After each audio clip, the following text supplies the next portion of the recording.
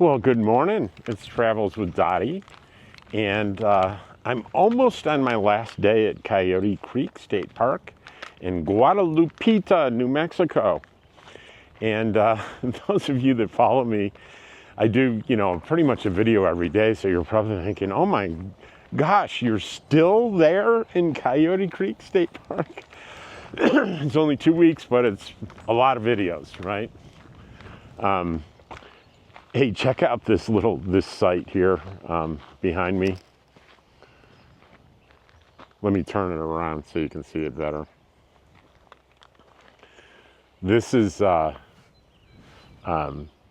pretty cool site. It doesn't have electricity or water or anything, but look how shady and big it is.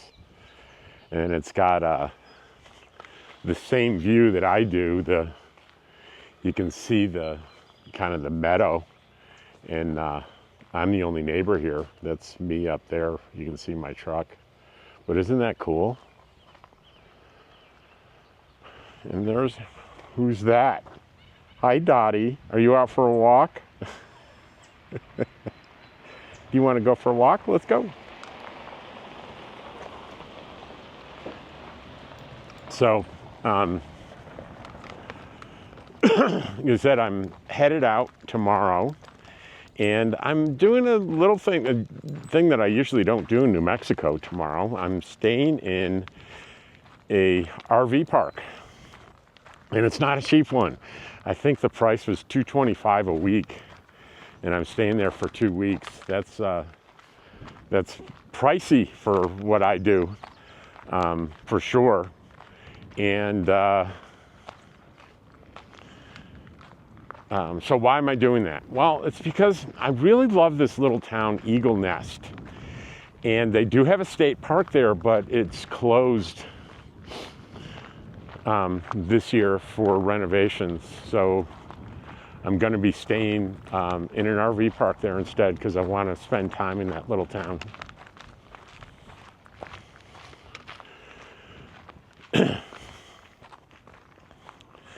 There was someone walking by me, and I'm always self-conscious when I'm talking to the camera because it probably looks pretty strange.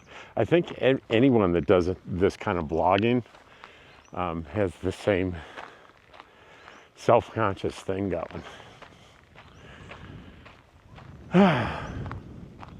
So let me turn it around and show you the huge meadow between here and where some of my friends are staying.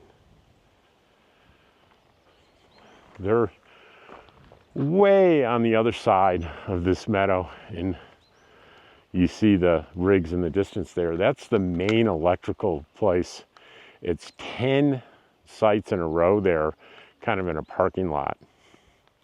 They have a beautiful view out the back, but it's pretty close together. I stayed there last year.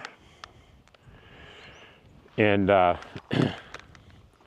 last year when I was exploring here, I saw the site I'm in now, site 20. And I'm like, I'm going to do whatever it takes to get that site next year. So, you can do a reservation 6 months in advance, max. And I was picked a day that I wanted, or a couple days that I wanted. And when 6 months, that window came up, I had my finger poking that thing, making sure I got in there first, and I did, and I booked 2 weeks, and I'm so happy I did that. So happy.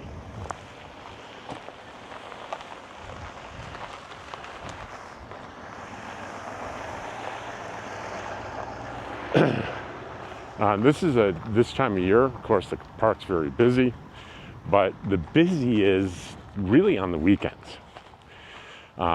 That's when most of the sites are taken. It's the reason it's hard to get Dottie's stopping to sniff. It's hard to get a 2-week block only because people, everything's booked, like Friday, Saturday, and Sundays.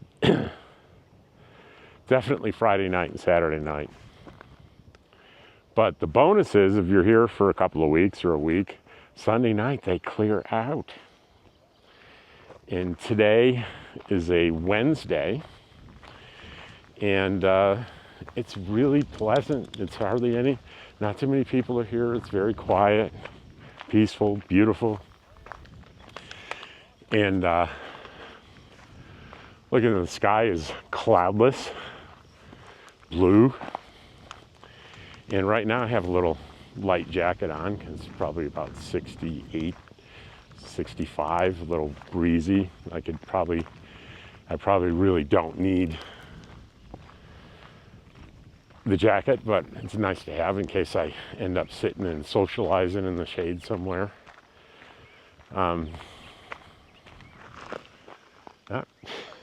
The abrupt stops are when Dottie puts on the brakes. And she finds things to investigate. Let's see what she's doing here. There she is.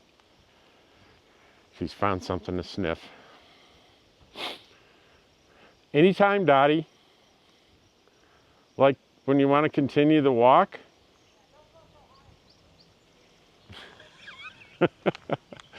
What are you rolling in? I don't even want to know what you're rolling in. It can't be good. I don't think it's roses. It's something probably not good. Come on, let's go back on the road and go for a walk. There she goes, kinda. You know, I gotta tell you, sometimes when I walk with Dottie, I get a little selfish and I forget, you know, she has fun taking her time and stopping when she wants to stop, sniffing what she wants to sniff, and sometimes I realize that and I stop and let her do her thing like I am now. I should do it more often. It's funny, not funny, it's curious or odd how we sometimes really worry about our pets. You know, they're just recently with Dottie, there were just a little bit of a minor thing. Just 2 or 3 days ago, she vomited just a little bit. It was just kind of a little white, you know, stomach fluid, I guess. And she was eating grass, and she seemed maybe a little lethargic. Oh, hey, guess what? Dottie, look what I see. I know, I see there's a bobcat coming making a lot of noise, but we gotta wait and see what's behind the bobcat, because it's someone you know. And you probably can't see, but we can see. It's Sally and Kit. Now she's gonna pull on Sally's arm, and Sally's not gonna be happy with me. Oh, Kit, did you stop? Pull your mom's arm.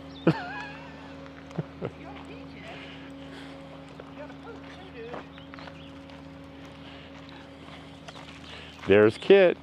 Hi, Kit. Hi, Kit. Oh, we got traffic, Kit. You gotta wait. Here, wait for the truck. Wait for the truck. Wait for it.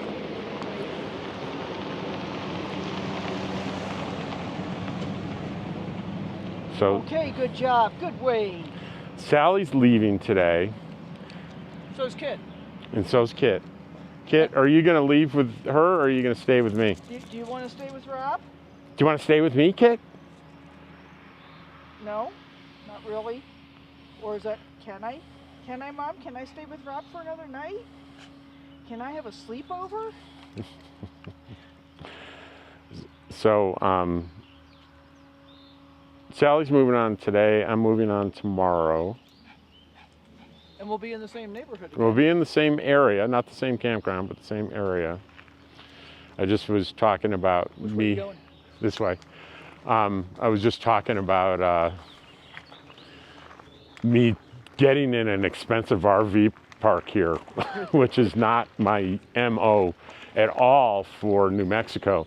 But I just really wanted to stay in Eagle Nest, And you can't do that in the state park this year. It's under construction. There's no camping allowed until next year.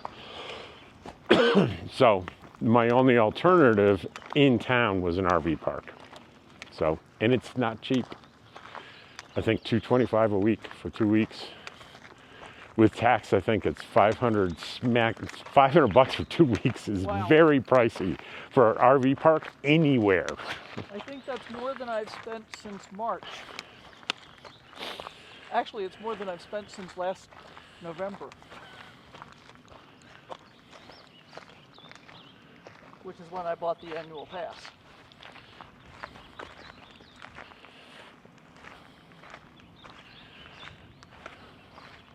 It's funny, you probably watched the video of me with my FedEx adventure, and what I didn't include in that was when I was waiting for FedEx, UPS drove up, and they have a key to the post office, so they can Back door. to the back door. And so I just went up and talked to him to see, hey, do you know the FedEx guy, and maybe have his cell number? And he said, no, I don't know him. Sorry. And he's unloading packages. He says, are any of these for you? I said, no, I'm not expecting anything.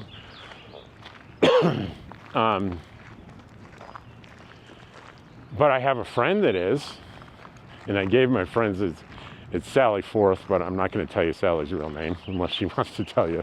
No, and in fact, you had to text me to find out if that was really my real name. Well, the real name I thought was her real name was not her real name. But he had something really close, so I texted her, and she said, yeah, that's my legal name. So I went up to him and I said, after I said that wasn't hers, he said I was wrong, and he said, okay, and he seemed a little hesitant. So I said, look at the text messages, and I showed my phone to him, and he said, okay, you got to sign for it, though. But it was good because... I was getting nervous about whether or not it was going to get here before I left. Well, it was something important, right? Yeah. What was it? It was a replacement EMS, which is a surge suppressor on steroids that you plug into the power pole. Yeah. Before you plug in your RV to the power pole. And the one that I had failed after Story Lake when we had that torrential rainstorm there. And I got up here and I went to plug it in and found out it was full of water. So this is Progressive Industries, is the one that I use. And they replaced it for free. It's a lifetime warranty. Hard to beat. Yeah. All right, I'm going to cut this off now, and I'll continue the video later today. Well, it's a couple hours later, and we've done all our visiting today with our fellow campers, and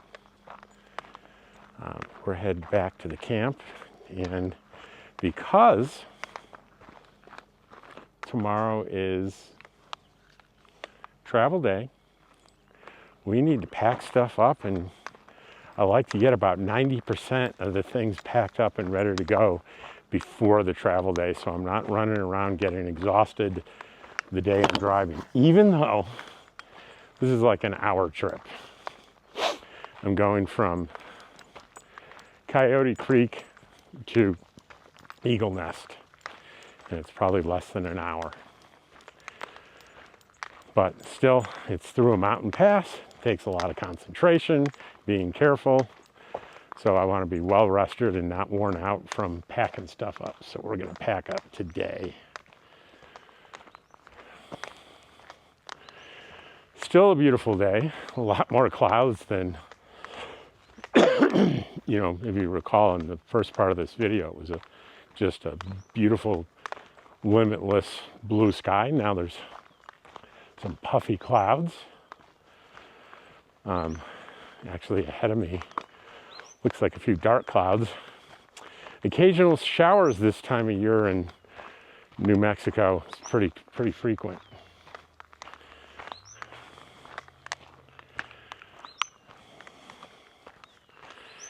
I have the big meadow behind me in this site, and I really hope to capture some wildlife there. And I had my camera with the motion detection pointed out there, and not so much as a squirrel, unfortunately. I really wanted to see a bear. There are bear around here. This property used to be an orchard, and there's still remnants of that around, and the bears like the fruit trees for sure. So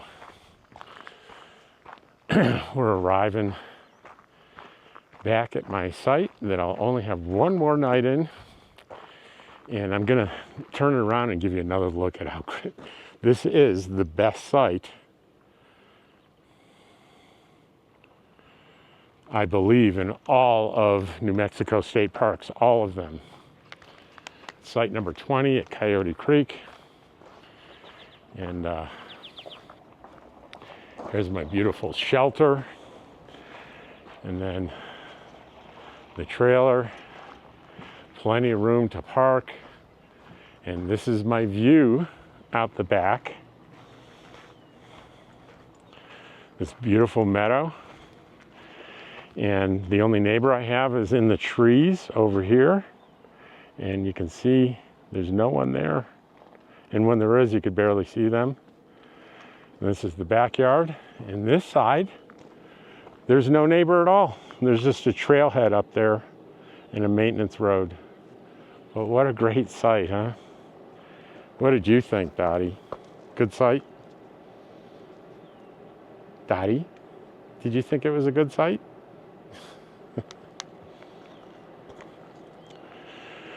Well, as always, I appreciate you watching my videos. Hope you enjoyed this one. And next one will probably be from Eagle Nest. Take care.